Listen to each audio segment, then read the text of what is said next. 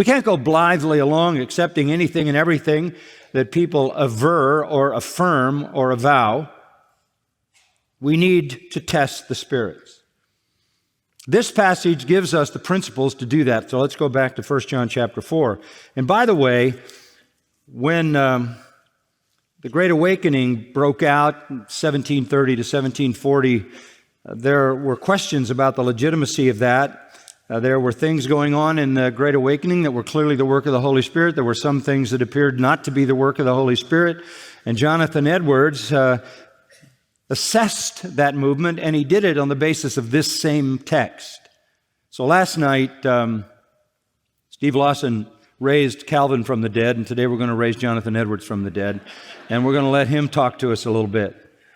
Jonathan Edwards wrote a work called The Distinguishing Marks of a Work of the Spirit of God. The Distinguishing Marks of a Work of the Spirit of God. And he based it on 1 John chapter 4, and it was published in 1741.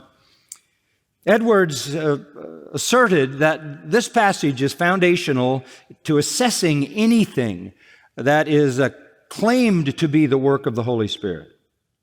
And these are timeless tests given to us, not by Jonathan Edwards, he merely looked at them as we're going to do, but by the Holy Spirit. Timeless tests by which we are to measure all spiritual movements, all preaching, all preachers are to be evaluated by these tests. What is truly of the Holy Spirit will conform to these. It's wonderful that the Spirit of God has given this to us. All the lines of examination converge in these 8 verses. It is the responsibility of every pastor, every teacher, every preacher, every Christian to examine all claims and test all persons and prophecies. Like the noble Bereans, examine everything to see what is true. Now, what is the issue here? Clearly, the issue is a work of the Holy Spirit. Back up to chapter 3, verse 24.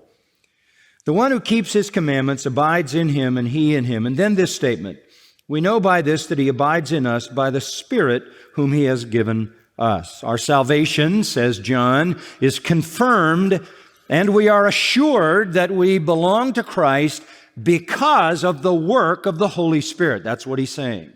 Our assurance, let me say it again, our confidence, the affirmation of the reality of our salvation is based upon the working of the Holy Spirit. I know the Holy Spirit is invisible. The Holy Spirit works in a supernatural and divine and imperceptible way within us.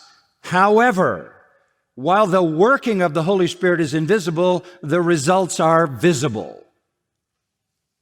While we do not experience or feel the Holy Spirit, the manifestation of His work we do experience.